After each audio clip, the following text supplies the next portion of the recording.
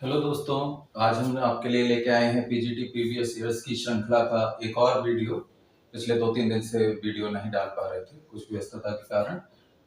तो इस वीडियो में हम कराएंगे आपको स्फीयर और सर्किल और कोनिक्स से रिलेटेड क्वेश्चंस, प्लेन से रिलेटेड क्वेश्चंस। अभी हम कोऑर्डिनेट ज्योमेट्री में चल रहे हैं। कोऑर्डिनेट ज्योमेट्री के बहुत सारे टॉपिक्स हमने करा दिए हैं, लगभग अंत चल रहा है उसका। तो कोशिश ये करें कि जिन लोगों ने इसकी प्रैक्टिस नहीं की है, कोऑर्डिनेट ज्योमेट्री की प्रैक्टिस नहीं की है, तो प्रीवियस ईयर्स के क्वेश्चंस की कोऑर्डिनेट ज्योमेट्री के वीडियो देखकर लाभ उठाएं।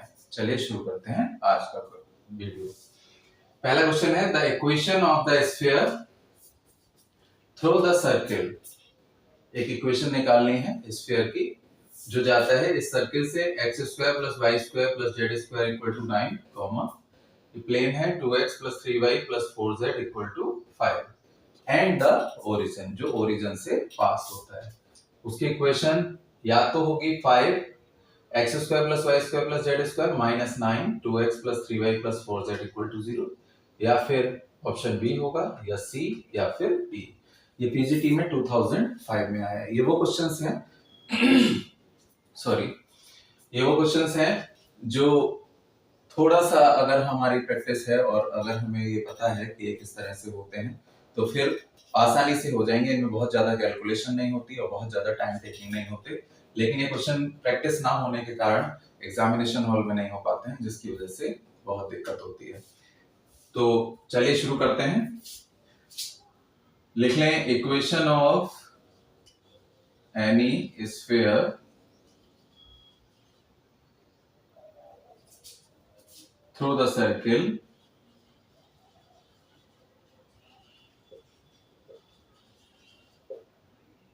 through the given circle मान लें is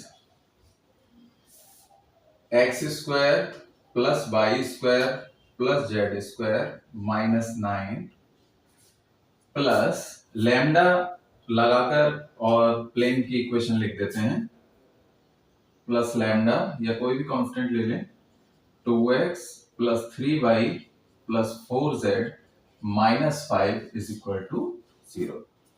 ये जो इक्वेशन होगी वो इक्वेशन ऑफ द स्फीयर होगी।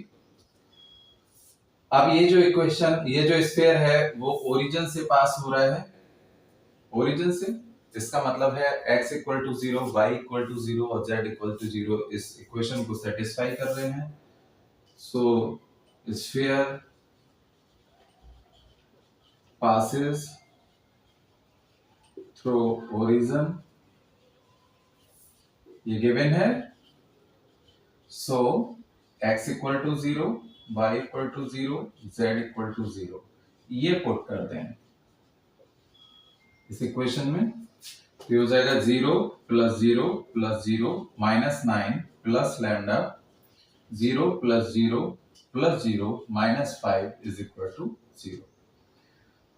तो -9 - 5 लैम्डा = 0, 5 लैम्डा -9, लैम्डा -9/5। लैम्डा की वैल्यू आ गई, इसको इक्वेशन 1 डाल दें। So from 1 equation of the sphere हो जाएगी x² + y² + z² - 9 minus lambda की वैल्यू 9/5 2x + 3y + 4z - 5 = 0। 5 से मल्टीप्लाई कर दें तो 5x² + y² + z² - 9 2x + 3y + 4z - 5 = 0। तो ये है ऑप्शन ए, 5x² + y² + z² - 9 2x + 3y + 4z = 0। ठीक है, थोड़ा सा और कर लेते हैं, कांस्टेंट टर्म हटा देते हैं। तो 5x² + y² + z² - 45 minus 9 2x + 3y + 4z + 45 is equal to 0। ये कैंसिल हो गए तो बचा 5x² plus y² plus z² minus 9 2x plus 3y plus 4z is equal to 0। ये option A is the correct answer. 5x² plus y² plus z² minus 9 2x plus 3y plus 4z is equal to 0। देखिए ये question देखने में करने में बिल्कुल tough नहीं है, बस थोड़ा सा हमें इसके बारे में पता होना चाहिए कि हम इसको कैसे करना है, एक राइट पाथ पता होना चाहिए, वो आता है प्रैक्टिस से। तो ज्यादा से ज्यादा इस टाइप के क्वेश्चंस की प्रैक्टिस करें, एक क्वेश्चन इस तरह का जरूर आता है। ठीक है,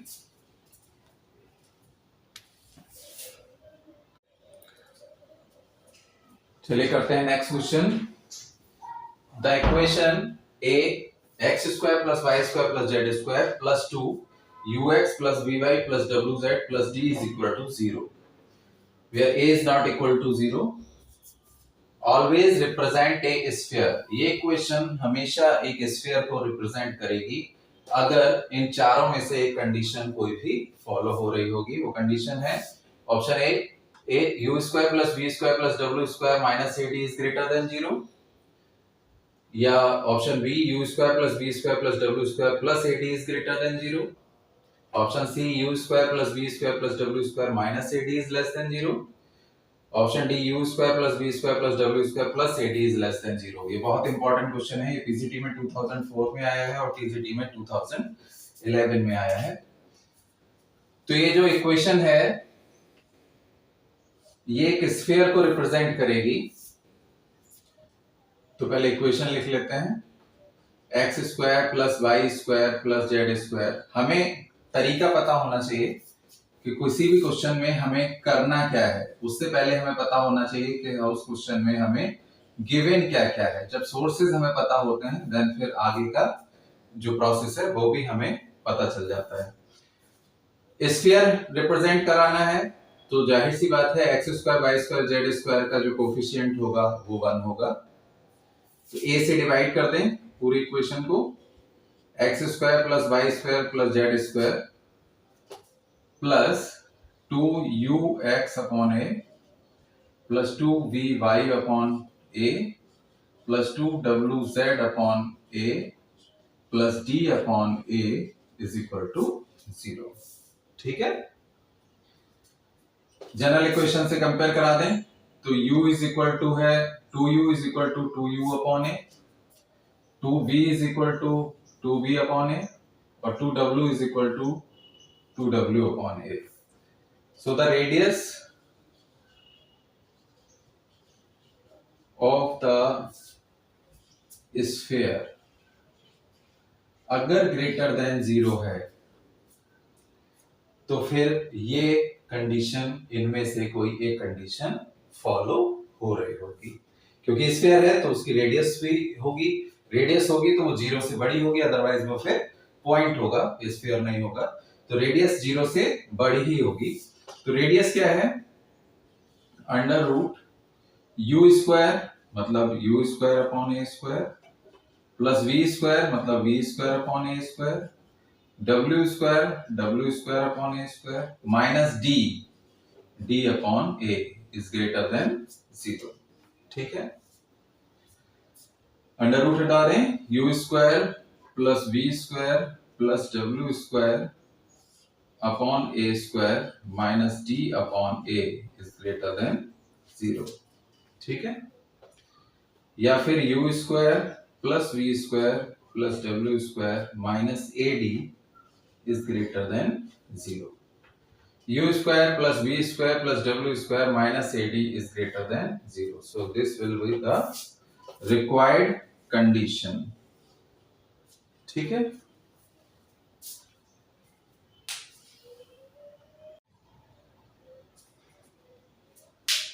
चलिए करते हैं next question.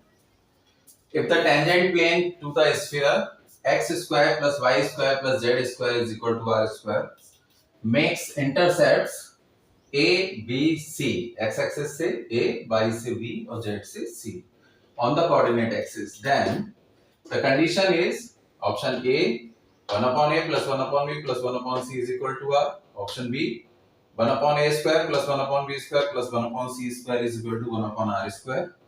Option C, 1 upon a raised to power 4, b raised to power 4, c raised to power 4 is equal to 1 upon r raised to power 4. And option D, 1 upon a plus 1 upon c plus 1 upon b is equal to 1 upon r. ये PGT में 2013 में आया है. ये देख रहे होंगे आप पिछले 2-3 क्वेश्चन से. ये वो क्वेश्चंस हैं जो लगातार रनिंग में नहीं है, और अगर आपकी प्रैक्टिस नहीं है तो आप इसको एग्जामिनेशन हॉल में अचानक से नहीं कर सकते. तो इसके लिए इन क्वेश्चंस की प्रैक्टिस बहुत जरूरी है. X square plus Y square plus Z square equal to R square equation of the sphere दिया है. Of the sphere X square plus Y square Z square is equal to R square. Equation of the tangent plane लिख लें. Equation of the tangent plane on the sphere at point x1, y1 and z1. ठीक है. Tangent plane हो जाएगा x1 plus y1 plus z1 is equal to R square. अब ये जो tangent plane है ये एक्स एक्सिस को काट रहा है ए इंटरसेप्ट पे, वाई को बी पे और जेड को सी पे. तो इसका मतलब है कि एक्स एक्सिस के कोऑर्डिनेट जो होंगे ऐसे लिख लें. Tangent plane makes intercepts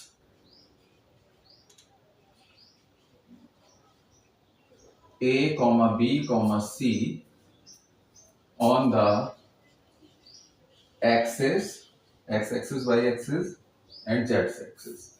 So the coordinate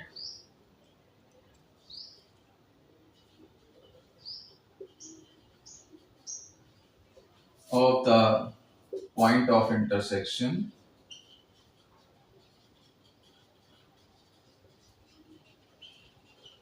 with the axis are A, 0, 0, 0, B, 0 and 0, 0, C. ये तीनों जो पॉइंट्स हैं वो टेंजेंट प्लेन को सेटिस्फाई कर रहे होंगे क्योंकि ये इन्हीं पॉइंट से होकर जा रहा है. So for A, 0, 0, a x plus 0 is equal to r square. ठीक है. ax1, this implies x1 is equal to r square upon a. For 0 b 0, 0 plus b by 1 is equal to r square. This implies y1 is equal to r square upon b. And for 0, 0, c, 0 plus c, z1 is equal to r square. So z1 is equal to r square upon c. अब ये जो point है x1, y1, z1 ये sphere पे भी होगा क्योंकि point of intersection है. ठीक है. तो ये इसको भी सेटिस्फाई करेगा. So the point x1, y1, z1 satisfy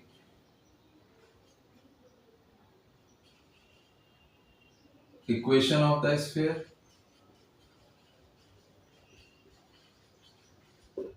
तो ये हो जाएगा x1 square plus y1 square plus z1 square is equal to r square. ये वैल्यू लगाते हैं x1, y1, z1 की. r स्क्वायर r की power 4 upon a square, r की power 4 upon b square, r की power 4 upon c square is equal to r square. या फिर r square upon a square, r square common ले लिया, r square upon b square, r square upon c square R square क्यों लें, R की power 4 ले लें, 1 upon A square, 1 upon B square, 1 upon C square is equal to R square upon R की power 4, that is 1 upon R square. So 1 upon a square plus 1 upon c square plus 1 upon b square is equal to 1 upon r square. Option B is the correct answer.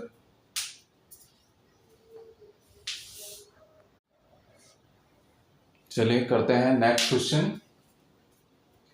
Find the equation of the normal to the sphere x square plus y square plus z square plus 2ux plus 2vy plus 2wz plus g is equal to 0. Sphere की general equation है. At the point x1, y1, z1. ये PGT में 2004 में आया है. इसके option मैंने नहीं लिखे हैं, थोड़े लंबे हैं इसलिए. तो इक्वेशन ऑफ द नॉर्मल निकालनी है. इक्वेशन ऑफ द नॉर्मल क्या होती है, जो पॉइंट ऑफ टेंजेंट का पॉइंट ऑफ कांटेक्ट होता है स्फीयर के साथ, उससे स्फीयर के सेंटर तक की डिस्टेंस. तो सेंटर के कोऑर्डिनेट पता होने चाहिए. सो सबसे पहले सेंटर के कोऑर्डिनेट लिख लें. तो पहले इक्वेशन लिख लें. Given the equation of the sphere is x square plus y square plus z square plus 2ux plus 2vy plus 2wz plus d is equal to 0. The center of the sphere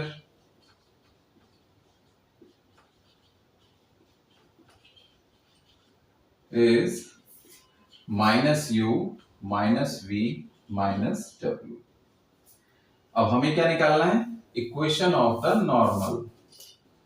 so equation of the normal is the line joining center of the sphere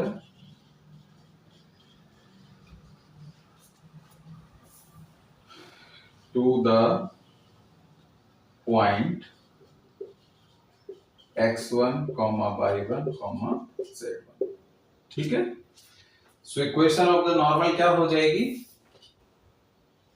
x minus x1 upon x1 plus U, ये minus U centre है इसलिए, is equal to y minus y1, y1 plus v is equal to z minus z1, z1 plus w. Symmetric form में लिखते हैं.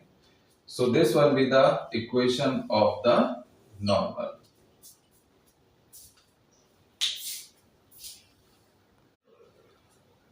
चलिए करते हैं next question. Find the equation of the cone with vertex eight the origin. Equation of the cone निकालनी है जिसकी vertex है origin.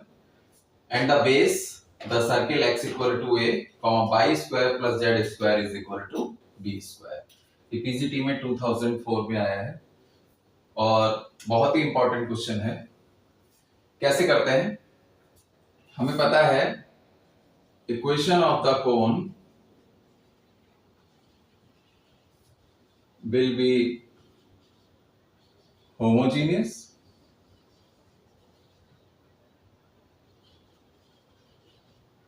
Equation of the cone हमेशा homogeneous होती है. So make y square plus z square is equal to v square homogeneous with the help of x equal to a. Hence the equation of the cone is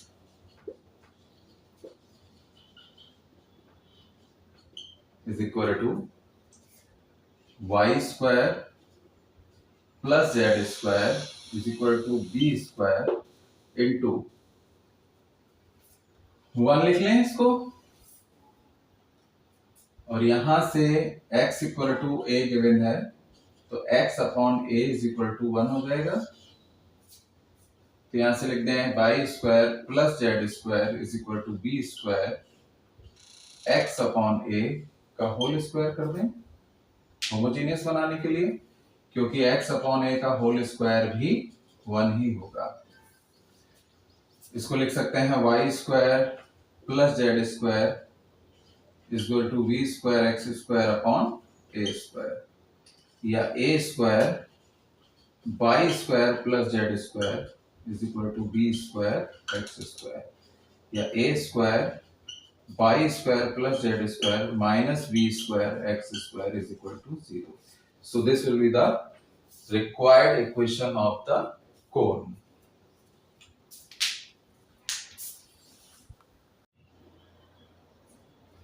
चलिए करते हैं next question. The equation ax square plus by square plus cz square plus 2ux plus 2vy plus 2wz plus d is equal to 0. This equation represent a cone. ये कोन को represent करेगी if u square upon a plus v square upon b plus w square upon c is equal to 1 होगा या d होगा या 2 होगा या 2d होगा। ये पीजीटी में 2013 में आया है। ये जो क्वेश्चन होते हैं ये रेगुलर क्वेश्चन नहीं कहलाते हैं। रेगुलर क्वेश्चन जो एक ही फॉर्मूले से कई क्वेश्चन एक एक एक्सरसाइजें दे रखी होती हैं, ये अपने आप में इसलिए स्पेशल क्वेश्चंस होते हैं कि ये वो क्वेश्चन होते हैं जो डाले जाते हैं जनरली इसीलिए एग्जाम में कि या तो ये आपको अटका दें या फिर आपका सिलेक्शन करा दें। तो जो लोग प्रैक्टिस करके जाते हैं उनका सिलेक्शन पक्का हो जाता है, और जो लोग प्रैक्टिस करके नहीं जाते हैं वो इस टाइप के क्वेश्चंस को पढ़ने के बाद ये भी नहीं समझ पाते हैं कि इसमें करना क्या है। तो ये इक्वेशन जो दे रखी है ये कौन को रिप्रेजेंट करेगी अगर ये कंडीशन दिस इक्वल टू हो जाए 1 या d या 2 या 2d। तो इसमें हमें क्या करना है, हम मान लें f x y z t, एक और t ले लें variable, this equal to ax square plus by square plus cz square plus 2uxt plus 2vyt plus 2wzt plus dt square is equal to 0। ठीक है, ये फंक्शन मान लिया x Y Z T का, और करें del F upon del X is equal to 0 at T is equal to 1। तो ये क्या हो जाएगा 2ax, ये 0 प्लस 2u, t का वैल्यू 1, x का डिफरेंशिएशन 1, 2u रह गया, प्लस ये 0 equal to 0। So this implies 2ax is equal to minus 2u. This implies x equal to minus u upon a. ठीक है, now del f upon del y is equal to 0 at t is equal to 1. This equivalent to 2v by plus 2v, y का 1, t is equal to 1 और बाकी 0 is equal to 0. This implies 2v by is equal to minus 2v और y is equal to minus v upon v. Now del f upon del z is equal to 0 at t is equal to 1. So 2cz plus 2w is equal to 0. तो 2cz is equal to minus 2w और z is equal to minus w upon c। ठीक है, equal del f upon del t is equal to 0.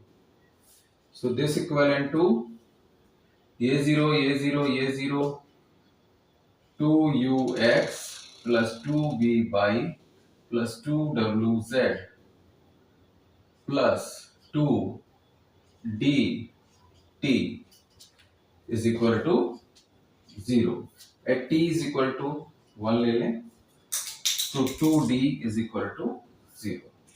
ठीक है, इतना समझ गए।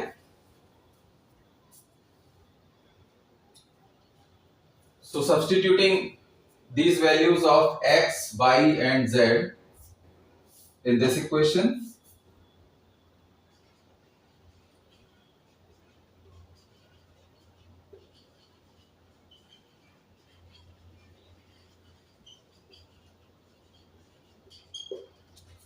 ये हो जाएगा 2u into X minus U upon A, 2v y minus v upon v, 2wz minus w upon c plus 2d is equal to 0। तो minus 2u square upon A minus 2b square upon v minus 2w square upon c is equal to minus 2d। Minus 2 सब में से हटा दें, u square upon A plus b square upon b plus w square upon c is equal to d। So value of u square upon a plus b square upon b plus w square upon c is equal to d। Option B is the correct answer.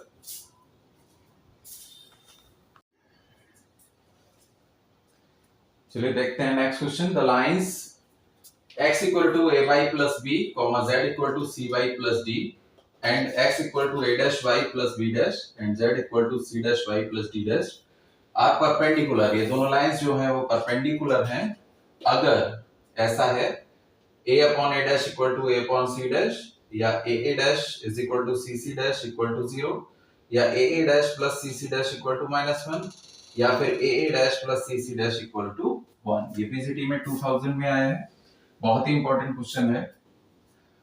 तो ये perpendicular होती हैं अगर क्या होता है L1 is equal to या direction ratios में देख लें तो a dash plus b dash plus c dash is equal to 0 हो। तो इन लाइनों को पहले सिमेट्रिकल फॉर्म में लिख लें। सिमेट्रिकल फॉर्म में कैसे लिखते हैं, x इक्वल टू दिया है ए वाई प्लस बी तो ये लिख जाएगा x minus B upon A is equal to Y है और ये इज इक्वल टू है z minus D upon C, इसको लिख सकते हैं बाई माइनस 0 अपॉन 1। ये फॉर्म कहलाती है सिमेट्रिकल फॉर्म जिसमें ये हैं डायरेक्शन रेशियोज। और दूसरी इक्वेशन लिख लें x minus B dash upon A dash is equal to Y is equal to z minus D dash upon C dash, इसको लिख लें y माइनस 0 अपॉन 1। ठीक है, सो ये दोनों लाइंस की सिमेट्रिकल फॉर्म आ गई। हमें मालूम है इसकी डायरेक्शन रेशियोज हैं a डैश 1 और c dash. So these lines are perpendicular